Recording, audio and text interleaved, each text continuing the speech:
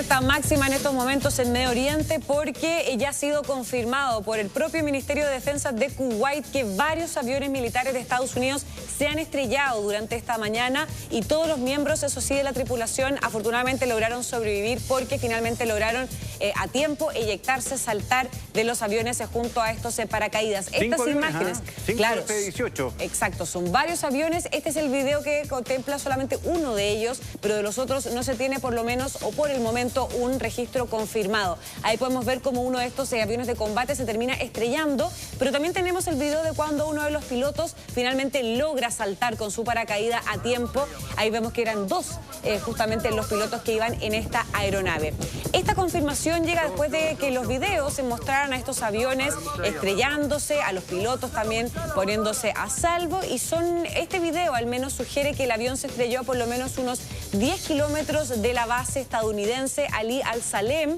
Eso sí, por el momento, lo más probable, lo que conversábamos antes, Gonzalo, lo más probable es que hayan sido derribados o hayan recibido algún tipo de impacto, pero la verdad es que de manera oficial por parte del Ejército de Estados Unidos todavía no ha sido confirmada una causa o un factor exacto por el que finalmente se terminaron estrellando estos aviones, ni tampoco a qué tipo de fuerza aérea pertenecen, si era una fuerza elite o una fuerza común del Ejército. Sí. Tú lo Son decías, aviones... cinco aviones derribados, perdón, pero y se habrían salvado los 5 equipos que iban en los aviones. Claro. Hay que ver también si es que efectivamente se salvaron todos o hay alguna víctima. El presidente Trump reconoció que habían víctimas estadounidenses ya, 3 o 5. Y ahí también la Casa Blanca corre un riesgo. Hay oposición en varios sectores a esta incursión militar de Estados Unidos dentro del país. Vienen las elecciones y aparentemente si se sigue incrementando la cantidad de víctimas fatales de Estados Unidos, las bajas, esto podría afectar aún más la visión que hay dentro del país respecto a la decisión de Trump. Así es, se le puede complicar harto a Donald Trump y a todo su bando también republicano, considerando que en las últimas horas fue revelado archivos por parte de informantes del Pentágono que confirmaban que efectivamente no existe ningún anticipo de que Irán estuviera pronto o con la intención de atacar alguna base estadounidense. Entonces, de esto de alguna manera socava el argumento que tenía Donald Trump de que ellos eran un objetivo directo y a corto plazo del régimen de Teherán.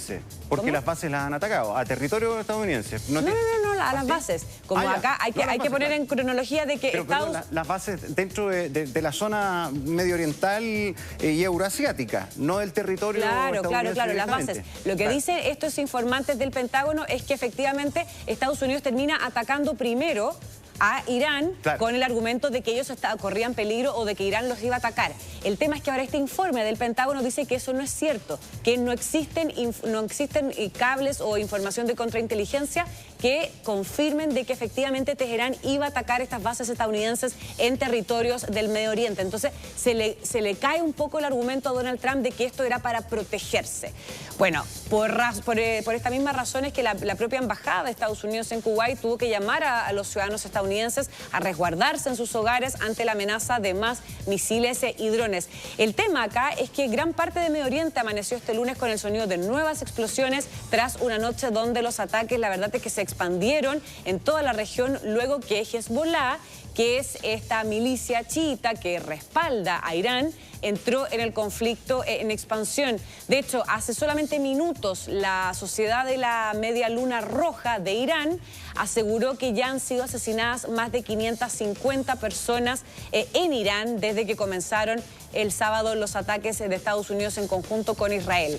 El tema es que además en las últimas horas Israel también lanzó una serie de ataques en el Líbano, que son sus vecinos del norte. ¿Dónde está Hezbollah?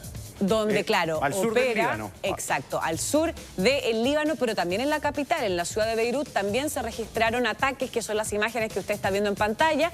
Y acá el ejército de Israel dijo que atacaron a los terroristas de alto rango de Hezbollah, dijeron que habían eliminado a varios jefes de esta milicia terrorista y que había ordenado la evacuación de por lo menos 52 localidades al sur del Líbano. Además, Israel dijo que todas las opciones están sobre la mesa y esto es bien complicado, es muy muy delicado porque dijeron que no descartan una posible operación terrestre en el Líbano. Es decir, ya no solamente ataques aéreos, sino que incluso podría haber una incursión, o no la descartaron básicamente, porque al vocero de las Fuerzas de Defensa de Israel le consultaron. ¿Existe la posibilidad de que Israel finalmente termine ingresando de manera terrestre al Líbano? Y dijeron, no podemos descartar absolutamente ningún escenario, lo que obviamente intensifica también la alerta y la posibilidad de que este conflicto, que ya es regional, que ya cuenta con la presencia de potencias occidentales, Estados Unidos, Francia, Alemania, Reino Unido, finalmente termine generándose en un tema aún mayor. Y no solamente los que directamente ingresan al conflicto, sino que también las esquirlas en otros frentes que preocupan al mundo en general, sobre todo el aumento del precio del petróleo, que ya subió prácticamente un 9%, el petróleo 10%, tejano de Estados Unidos. Ya va en 10%. ¿En 10? 10%. 10%, imagínate. Y ojo, acá, por ejemplo, China se mantiene súper neutral. Rusia ha condenado estos ataques, pero todos los analistas estiman que Rusia no se va a meter porque ya tiene a Ucrania, ¿verdad?, como principal preocupación.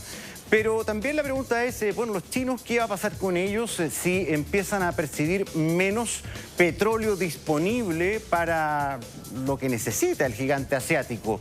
¿Podrá tomar algún tipo de medida o no? Bueno, hay muchas dudas respecto a todo esto y a la ampliación del conflicto, al menos en estas repercusiones económicas. Claro, repercusiones económicas que el petróleo, claro, va a afectar a gran parte del mundo, considerando además que otro de los actores o de la mayor reserva petrolera del mundo, que es Venezuela, hoy ahora está con un petróleo sancionado, está controlado por Estados Unidos, entonces, y era un petróleo que finalmente abastecía también mucho a China. Entonces, si ya no está el petróleo venezolano, o tiene que pasar bajo la mediación y autorización de Estados Unidos, y ahora tampoco está transportándose o de manera efectiva por el estrecho de Hormuz, claramente al gigante asiático eso le va a repercutir. De hecho, revisaba hace poquito una de las columnas de un periódico estadounidense y decían que el gran perdedor económico de toda esta situación es China, ni siquiera Estados Unidos.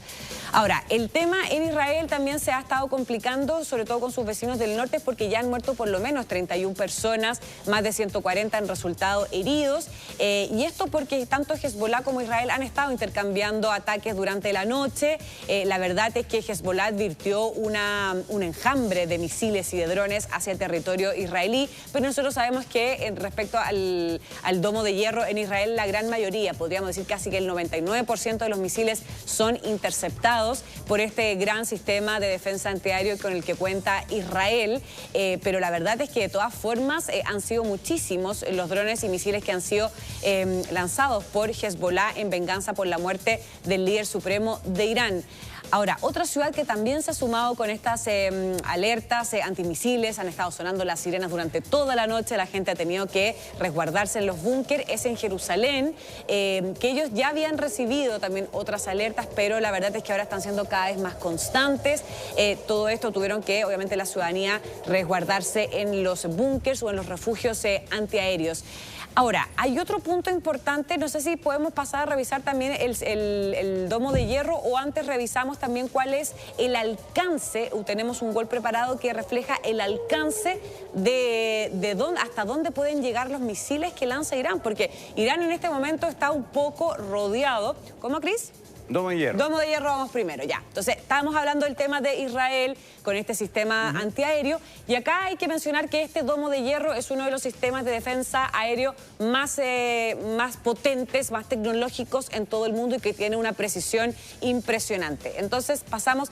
90% de capacidad de 99, claro. Sí, 99%. Es casi infalible, pero de todas formas, si es que se agota mucho o si se presiona mucho, puede tener un margen de error. El problema es cuando saturan. Exacto. Y ahora, ojo, con el ingreso de Hezbollah a estos disparos desde el sur de Beirut, más se puede saturar el domo porque van a estar llegando misiles desde Irán y también desde el Líbano. Claro. Y eso complica más. Y eso va a saturar sin duda claro, el poder de reacción que tiene este domo. Pero son varias etapas. Primero, los cohetes disparados contra Israel. Eso lo sabemos. Tienen que estar, obviamente, entrar en el espacio aéreo de Israel para que este sistema de defensa se active. Pasemos a la segunda diapositiva. Bueno, el radar detecta y rastrea los cohetes. Son estas máquinas gigantes que están al lado de Gonzalo, que están con unas antenas muy potentes y que están constantemente detectando los distintos ingresos al espacio aéreo.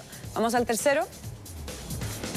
Este sistema de control calcula el punto exacto de impacto, porque no es que el misil dependiendo de la altura, este sistema de radar lo alcanza y lo lanza. Primero lo detecta, lo estudia, lo analiza y ahí le lanza un cohete de vuelta para que en el aire pueda ser interceptado y pueda ser derribado. Vamos al cuarto punto. El lanzador dispara los misiles para poder interceptarlo, que es lo que yo le explicaba. Vamos al siguiente.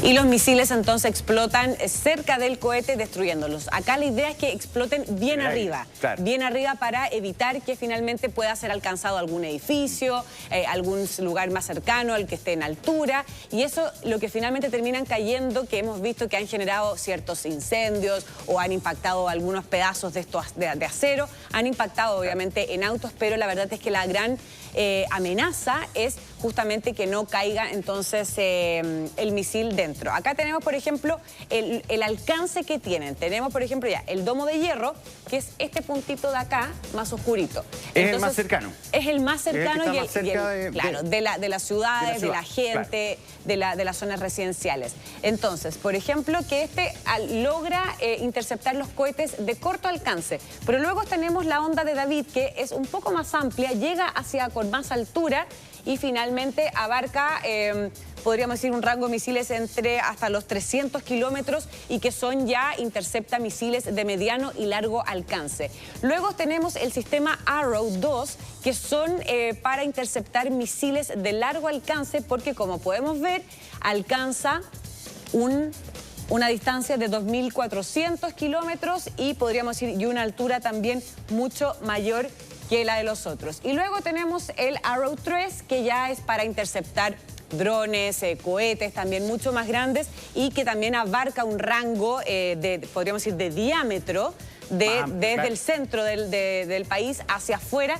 Y luego tenemos también el láser Iron Beam, que también contempla para estos drones, porque hay que recordar que en estos nuevos tiempos de guerra, una de las principales armas son efectivamente los drones no tripulados. Claro. Entonces esa ha sido como un poco la evolución también de los sistemas de defensa de los distintos países. Los denominados drones suicidas, que se han utilizado mucho por parte de Rusia en el enfrentamiento con Ucrania.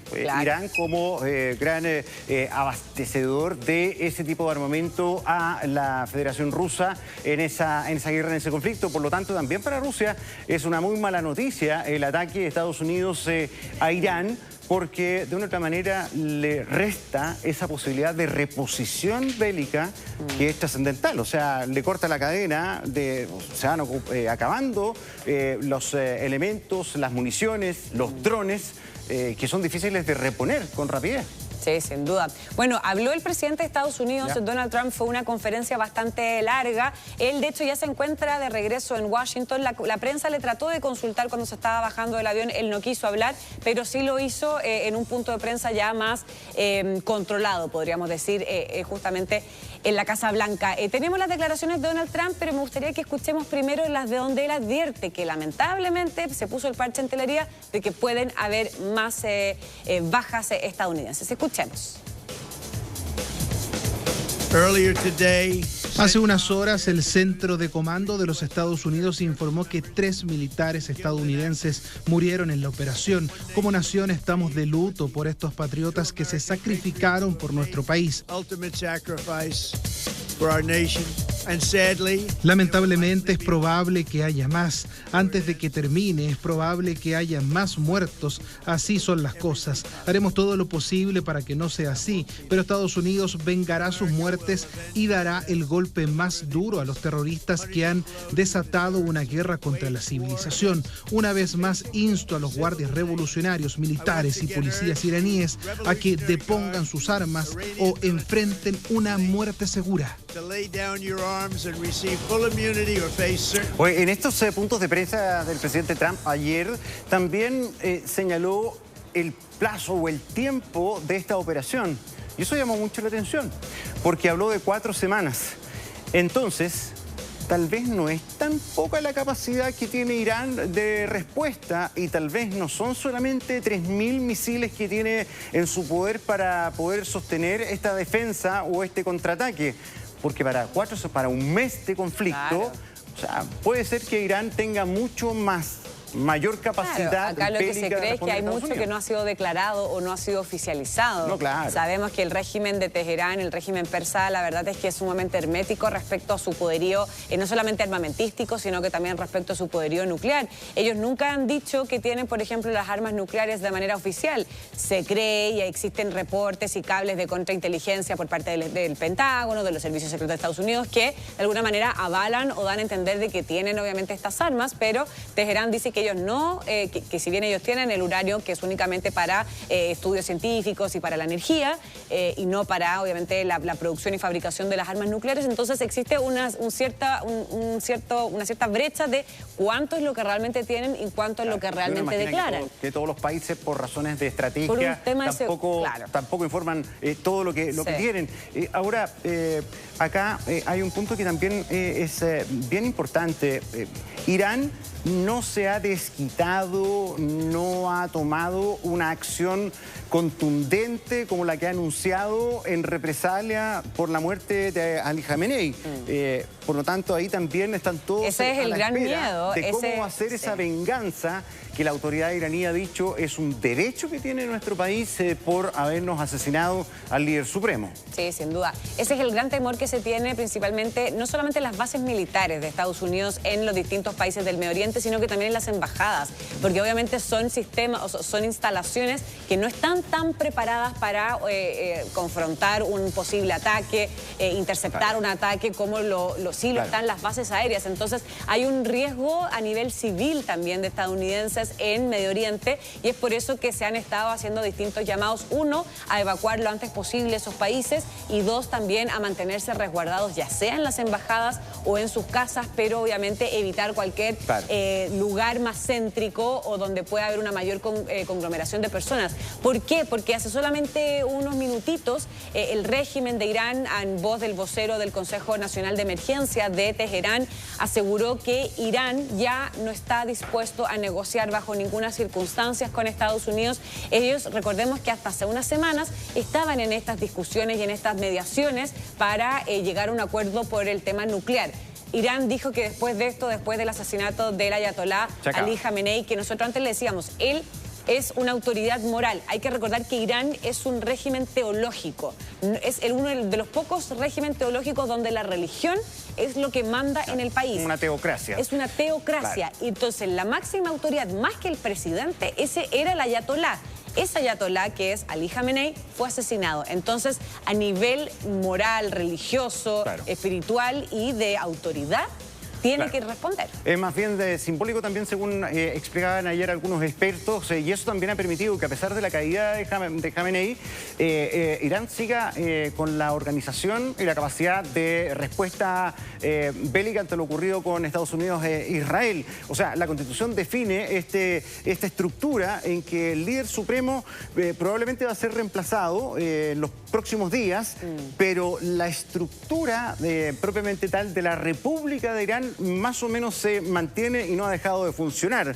Tú hablabas de los riesgos, de las bases estadounidenses fundamentalmente como objetivos, pero ojo que también el riesgo se comienza a sentir en Estados Unidos mismo. Han aumentado la protección a Donald Trump. En la Casa Blanca hay temores de ataques a civiles. Ayer hubo un atentado, una balacera protagonizada por un sujeto que habría señalado que apoyaba a Irán. Entonces, también se levantan las alertas en ese sentido. Solitarios que atacan por simpatizar con una causa que ni siquiera pueden ser de la Guardia Revolucionaria iraní ni nada, sino simplemente simpatizan con ciertas causas y eso obviamente puede generar también cierta alerta. Ahora, respecto a los países cercanos que podríamos decir que rodean a Irán, tenemos un mapa preparado que refleja cuál es el real alcance de los misiles que tiene el régimen de Teherán hacia los países vecinos y lo vamos a pasar a revisar de inmediato. ¿Lo tenemos aquí? No, tenemos un mapa, es una gráfica que ahí la vamos a pasar a revisar, que es una gráfica que demuestra qué tan largo puede ser el alcance de los misiles de Estados Unidos. Y bueno, mientras la vamos buscando, la verdad es que en la noche, Gonzalo, se han estado registrando distintas explosiones se han estado escuchando, muchísimos bombardeos, no solamente en la capital de Teherán, también en distintas ciudades, en Qatar, en Bahrein. Eso también ha llamado mucho la atención, sobre todo a la gente que vive en esos países, sobre todo chilenos, porque señalan y describen que en el fondo esos Emiratos Árabes son súper tranquilos. Nunca pasa nada, 100% de tranquilidad en términos delictuales. Casi Dubái no existe. es una de las ciudades más seguras. Turístico más poderoso que hoy día pasan los rockets por encima. Lo otro, bueno, aquí tú decías de la distancia. Este es el mapa, claro. La caída de misiles en las cercanías de Chipre demuestran que los misiles iraníes son capaces de avanzar hasta 2.000 kilómetros. Sí, sin duda. Esto para que ustedes entiendan también en sus casas cuál es el alcance que tienen los misiles, porque una cosa es tener 1 millón de misiles, pero si son solamente de corto alcance, la verdad es poco el daño o lo potente que puede hacer finalmente un contraataque. Ellos cuentan con los misiles Segil, que son los que podríamos decir los demás de largo alcance, que son los que abarcan todo el perímetro que está con una línea naranja, o sea, naranjita más colorada, y que abarcan, por ejemplo, esto es Irán, que es un país bastante amplio a nivel de territorio. Y, por ejemplo, acá está todo el Golfo Pérsico. Estamos hablando que acá está Arabia Saudita, acá está Emiratos Árabes, está Omán, está Kuwait. Acá podemos ver que está gran parte del Medio Oriente, está Jordania, está Israel, está Palestina, hacia arriba está el Líbano. Entonces, es muchísimo lo que puede alcanzar. Mira, si nos alejamos un poco más, acercándose más a Europa, claro, ahí se ve la bota italiana. Esto es Grecia. Claro. Esto es Grecia. Hasta acá podrían llegar. Exacto, hasta Grecia, la península de los Balcanes, claro, incluso ir subiendo Polonia, Ucrania. Entonces, y acá, allá arribita también, incluso podrían alcanzar territorios rusos. Piensa acá que llegan hasta la India. Claro. Esta península que usted ve acá abajito es la India, es decir, el alcance que tiene es muchísimo. Claro. No puede llegar a Estados Unidos, no puede llegar directamente a la mayoría de los países europeos, pero sí a la esfera y a algunos de los países de Europa. Y como te decía, preocupa a los analistas que hayan atacado Chipre, que es una isla que está cerca de Arabia Saudita y tal, pero Chipre es parte de la Unión Europea. Claro. Y eso puede gatillar la respuesta de más países de Europa porque es miembro de la OTAN. Sí. Si a la OTAN atacan a uno, y todos tienen que ir en defensa por normativa de la OTAN. Y ahí ya estaríamos hablando de un conflicto global. Bueno, los otros misiles también tenemos el EMAD y el Shahab 3. Claro. Claro, el EMAD son 1.700 kilómetros, que ya es un poquito menos, y tenemos los Shahab 3, que son 1.300, pero además ellos cuentan con otro que no los pusimos ahí porque para que se entendiera mejor, que tienen muchos también misiles de corto alcance, que son los que pueden ser 300 kilómetros, 500 kilómetros, pero acá el que más daño puede hacer y en el que más se tiene temor a nivel internacional son estos los que alcanzan cerca de los 2.000, que son dos, son los Gadar y los tres, y los Joramshar. Claro.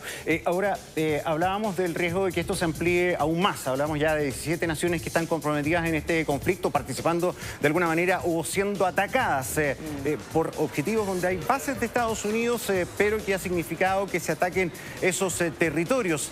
La situación de Europa, ahí también hay un tema bien importante, porque de una otra manera, al ampliarse todo esto, se puede expandir mucho más. Hablamos de Reino Unido, Francia, Alemania, y Francia ya ha enviado su portaaviones Charles de Gaulle a la zona. Sí, sin duda. De hecho, hay varias imágenes que me gustaría que revisemos también, Gonzalo, de uno de los bombardeos a Qatar. Solamente mostrar ahí la imagen y es la preocupación de la alerta que se está teniendo en estos momentos en varios países de Medio Oriente, porque, por ejemplo, ahí lo vemos, ciudadanos comunes y corrientes que iban a trabajar, que iban a estudiar, lo que sea, tuvieron que también salir arrancando para poder poner